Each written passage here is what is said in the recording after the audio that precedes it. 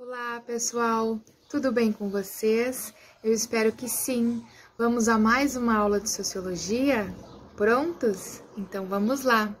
Seguindo o nosso conteúdo, então, nós falamos anteriormente sobre o que as ações dos seres humanos podem trazer de consequências para o nosso dia a dia, principalmente para o meio ambiente em que a gente vive.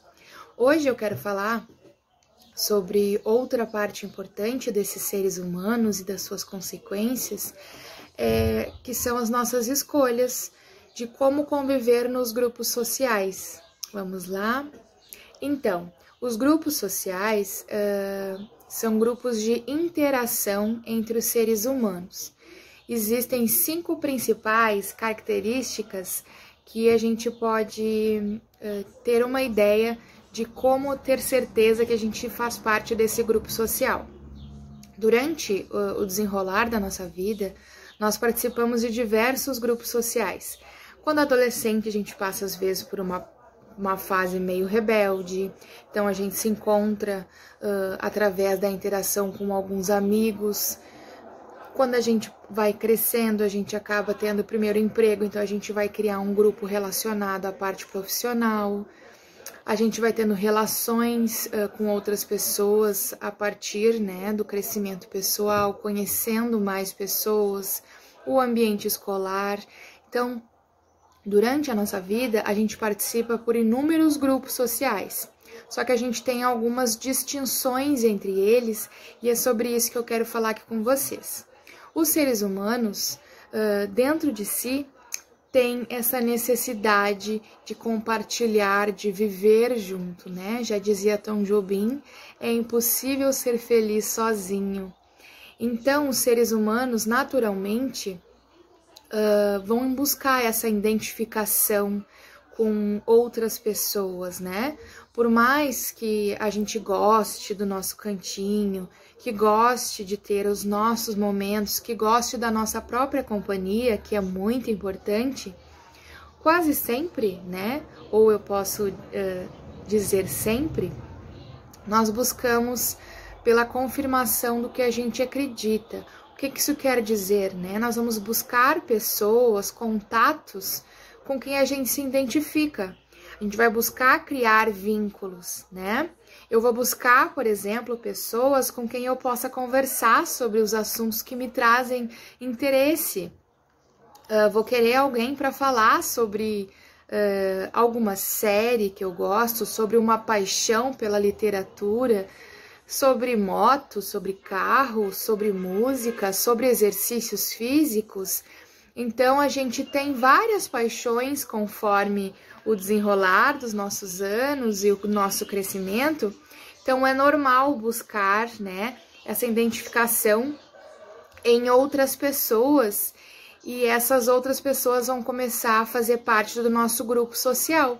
Nós formamos, assim, às vezes, grupos sociais que duram de 10 a 20 anos, por exemplo, amizades, ou também alguns grupos sociais que podem durar 9 anos ou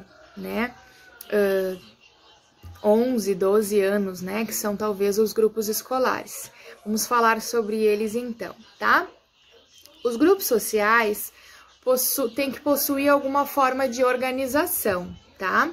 Esses grupos sociais vão compartilhar normas, hábitos, valores, costumes e quase sempre objetivos, Por exemplo, se eu tô numa fase da vida e super focada nos exercícios, vou procurar um grupo social que me auxilie nisso, De pessoas que tenham a mesma paixão que eu naquele momento. Se eu descubro que eu gosto de jogar futebol, vou procurar pessoas que gostem desse assunto, que queiram conversar, me dar dicas, que depois de uma partida ou de assistir uma partida eu possa comentar isso com alguém. Então, aí podem se formar esses grupos sociais, eles têm diversos objetivos e formações diferentes, tá bom? Então, nós passamos pela nossa vida, como eu já comentei, por diversos grupos, entre eles os mais importantes, O grupo familiar, que é com quem a gente convive desde o nosso nascimento, Às vezes é um grupo pequeno, com famílias pequenas, mas a gente sabe da existência de famílias numerosas, né, que são grupos familiares maiores. Os grupos familiares não têm um limite, nenhum máximo de pessoas, né? A partir de 2 pessoas já é considerado um grupo social, tá?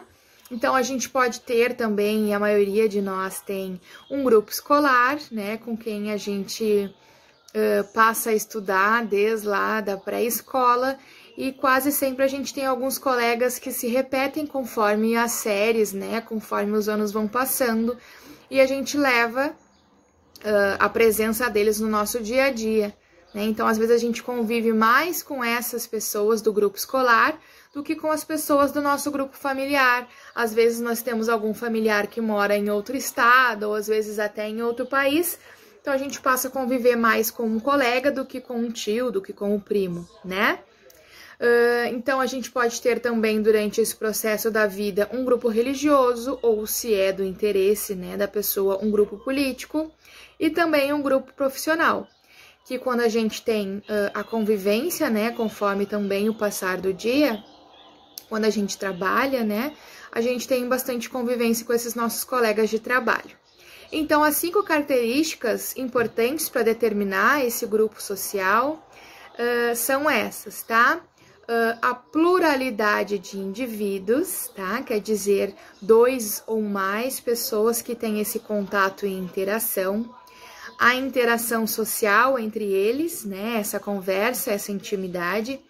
Por exemplo, né? Quando eu tô na fila do cinema ou na fila lá para comprar pipoca, aquelas pessoas não fazem parte do meu grupo social, tá? Porque eu não tenho uma interação com elas, eu não sei sobre elas, né? A gente pode até estar tendo uma coisa em comum, que é o mesmo gosto pelo filme, né? Ou pela pipoca, mas não é o meu grupo social. Entenderam a diferença? A organização é uma outra característica importante, né? Como a gente se organiza. Por exemplo, se eu tenho um grupo de amigas, como é que a gente se organiza para se ver? Como é que assim, a gente se organiza para conversar e não ficar distante uma das outras, né? Objetividade, como eu citei o exemplo anterior, né? Das atividades físicas ou do esporte, quase sempre os grupos sociais têm o mesmo objetivo, tá? Ou esse grupo social tem o mesmo gosto, né? Gosta da mesma coisa, ou tem o mesmo objetivo, como eu falei, do exercício físico, né? Ou simplesmente uma ajuda mútua e uma amizade que surgiu conforme um outro grupo social de convivência. E a 5ª e não menos importante característica desses grupos sociais é a continuidade. Então, esses grupos sociais, para serem considerados realmente um grupo social, tem que ter uma continuidade. Voltamos lá ao exemplo do cinema e das pessoas que eu estou ali na fila para comprar o ingresso.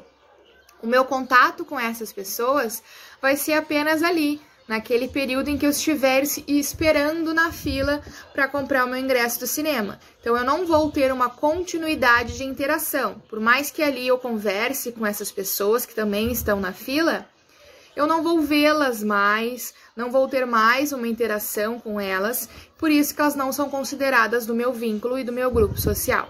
Tá legal? Existem 3 classificações para os nossos grupos sociais, que são as primárias, secundárias e intermediárias. Os grupos sociais, né, e essas relações primárias são com quem a gente tem uma verdadeira intimidade, um contato diário, tá? Vem principalmente da relação com a nossa família, pai, mãe, irmãos, avós, primos, tios, com quem a gente tem esse contato diário e uma intimidade, uma troca de experiências e também, né, de confissões, de vivências, tá? Os contatos secundários, ele é um contato direto, tá? A gente pode conviver com essa pessoa diariamente, mas não tem intimidade. Vamos dar exemplo de 2 grupos, grupo religioso e grupo político, por exemplo, tá? O que isso quer dizer? Eu posso conversar com essas minhas colegas do grupo religioso todos os dias em que a gente se encontra, mas a gente não tem a verdadeira intimidade da convivência. O que isso quer dizer, né? Essas pessoas não sabem sobre a minha vida, sobre o meu dia a dia, sobre os meus problemas, né? Não tem, por exemplo, não tem a relação de ir até a minha casa, não sabem das minhas angústias. Então, é um contato direto, porque é todos os dias em que a gente se reúne, só que não contém uma verdadeira intimidade. Tá legal? E os contatos e os grupos sociais intermediários unem um pouco de cada um, tá? Primário e secundário. O que isso quer dizer? Complementa um ao outro, tá? Então, é um contato diário, tá? Pode ser um grupo grande, mas eu não tenho intimidade com alguns deles. Vou dar um exemplo, tá? O grupo escolar. O que isso quer dizer? Eu tenho vários colegas, mas dentro desses vários colegas, lá vamos dizer uma turma com 20, 30 alunos, eu tenho 4 deste grupo, né, social aí, escolar. 4 deles são realmente de contato direto e com intimidade. São meus amigos, são pessoas que frequentam a minha casa, são pessoas com quem eu divido minhas angústias, com quem eu falo diariamente, com quem eu busco o apego, né, o consolo, o conselho. Então, é um pouquinho de cada um dos dois, tá? Primário e secundário. A gente tem ainda um último grupo, tá? Que são os agregados sociais. O que são os agregados sociais? É aquele grupo, pessoal, que não tem contato, tá? É uma reunião de pessoas com um mínimo de relações possíveis, sem organização, sem estrutura e principalmente sem continuidade. Vou dar um exemplo para vocês. Um grupo de festa, tá? Pessoas que a gente só encontra em festa, em reuniões, em aniversários, em confraternização. É aquele famoso amigo, sabe? Às vezes a gente até tem uma proximidade ou uma conversa, uma cordialidade com essas pessoas, mas elas não fazem parte do nosso grupo social, tá bom? Espero que vocês tenham aproveitado essas dicas e essas informações e que logo, logo a gente possa se ver novamente com mais conhecimento, tá bom? Um beijo para vocês. Tchau, pessoal!